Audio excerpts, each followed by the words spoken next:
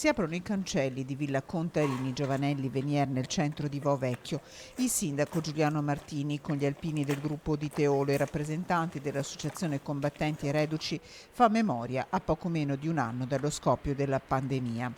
Questi cancelli del 3 dicembre 1943 si chiusero per 71 ebrei di Padova e della Bassa, bambini, donne, uomini, intere famiglie, 47 dei quali, 21 maschi e 26 femmine, vennero trasferiti il 17 luglio del 1944, prima alla risiera di San Sabba a Trieste, poi ad Auschwitz.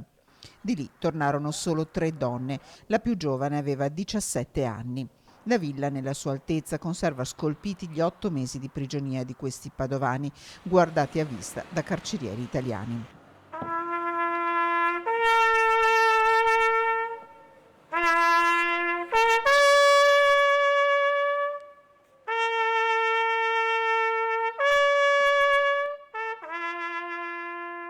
Parla di storie e di memoria Giuliano Martini, attuale sindaco di Vo, orfano degli studenti delle scuole del territorio presenti in questa giornata solitamente, circondato dalle poche persone che il coronavirus consente di avere accanto.